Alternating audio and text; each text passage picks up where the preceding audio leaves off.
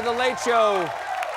You have loved my guest tonight in such films as Fight Club, Birdman, and Glass Onion. His new film is a complete unknown. Please welcome Edward Norton.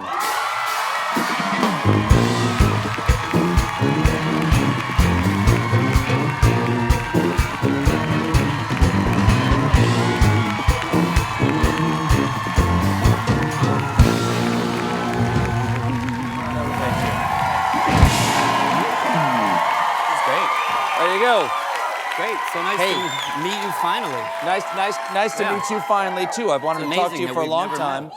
Especially, it's nice to talk to you about this film. Yeah. A Complete Unknown is beautiful, incredibly moving, a great reminder of the power of art, artistry, dedicating yourself to a life of the arts, discovering what you have to give to the world and how to make the world a better place, whether it's through your focus of your art or the art itself.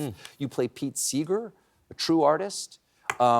This is a picture of Seeger and Dylan in 1963, the real Pete Seeger. I love that picture in particular. I think the way Dylan's looking at him, and that guitar that's in the shot is one I got to use in the film. Oh my God. Yeah. Oh my God. Well, I am You know, we had Timothée on the show, and it's a brilliant performance as Dylan. I'm gonna go a little further. I've been doing this almost 30 years, making films, and I've given a couple performances I'm pretty happy with. I've seen some really great ones and been around great actors, and Timothée is in the deepest of places in this performance. It's an impossible thing. Nobody should play Bob Dylan. And I think that he was meant to play this role, and he went to a place that was so inspiring to be around. It radiated outward into everybody else and took everybody else to the level we want to be at. And I can't say enough about it. Like, don't look at behind the scenes things. Just go and see this and get lost in it, because when we were growing up and we saw films like Raging Bull, you know, nobody talked about De Niro gaining the weight. Nobody unpacked it and ruined it before we saw it. You know what I mean? And this is like that. You should see this, because he pulls off a high wire act that is truly extraordinary. And it was great to be there in support of it and mixing it up with him in it. It was very deep and very special. And it's so contiguous. Like, it's not like you fall out of the film and go, wow, he's doing a great job as Dylan. You look like you're watching Bob Dylan become this, this extraordinary artist. You know, it's funny. There's a lot. I mean, when I moved to New York in my 20s, Song for Woody, which he plays to me in the film in that first scene, that was the soundtrack. That was a mythology I was trying to step into. The idea of arriving and walking in the footsteps of the people who've inspired you, and that you're going to make yourself in a place, you know, and I think I held it almost too close. Like, I almost thought we should not be trying to pretend to be these people. Pete Seeger, Joan Baez, Bob Dylan, these are too iconic, you know, and virtuosos, and what are we doing? And our director, Jim Mangold, who is a great director, directed Walk the Line, another great musical story. He said, look, I don't think this isn't a biography. This is about how an emergent moment happens around an artist and the collisions between people that create this delicate moment we had, where art and youth and the culture of our country and the attempts to advance the human cause were woven into each other so tightly, and just for a minute, they were affecting each other. And artists were really affecting what was happening, and a whole generation was voicing itself through this incredibly young person. Pete Seeger you had him on the show. I mean, you had him on your previous show. On The Report, yeah. I couldn't believe I had the privilege, I think he was 92 at the time or something like that, to talk to him, interview him, and hear him play. And even at that age, he was leading everyone in song. He was creating the communal moment.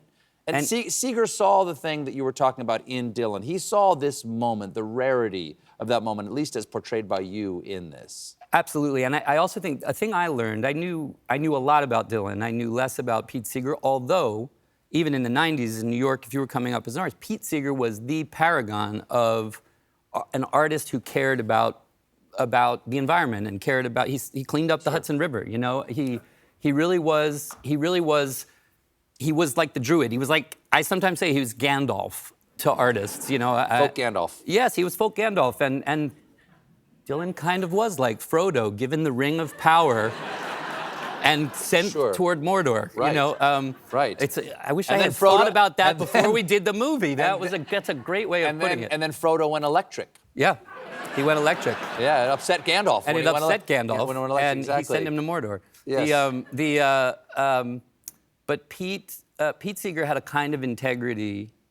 He eschewed money. He eschewed fame for its own sake, and he held on to that over decades and decades and decades, you know, and I never knew how much he suffered in the 50s from the blacklist. He was blacklisted in the McCarthyite era, and he played summer camps, and he played high schools, and he was the Johnny Appleseed of the idea of music, folk music as a torch, and he kept it alive through years in the cold, and when this film starts, it was like Dylan and the others of this generation, Joan Baez in particular, they were taking up the torch from him, and you can see in the pictures that he felt that he had kept it alive, and now it was blooming. You know, it was blooming, and it's a beautiful moment. It's something. It's almost like we have to ask ourselves, I think, what is preventing that kind of generational connectedness now? You know, I think the phones are a big problem. I think the shrinking content into this, like, you know, atomization where none of it really sticks. I think it's really worth immersing back in this world and seeing when people weren't distracted by all that stuff, when all they had was pen and paper and each other, really looking at each other, talking to each other, colliding with each other. Well, there might be what something they produced was so phenomenally important. I'm hoping that, you know, in the birth of AI, that people will actually put a higher value because so many things can be generated through AI. And AI, however beautiful it might generate, it's not a human experience. And that people might actually put an extra value on live performance because you know that's a real person really singing to other human beings with other human beings, making, you know, by humans for humans and of humans at the same time. Yeah, I just don't think an AI will write to dance beneath the diamond sky with one hand waving free, silhouetted by the sea. My weariness amazes me. I am branded on my feet. You know, and that song, Mr. Tambourine Man, it was never the one that got me when I was young. You know, the romantic ones, Boots of Spanish Leather and Shelter from the Storm, and you're in love with a girl, you're losing a girl. You go into Dylan's intensive, like, romantic capability.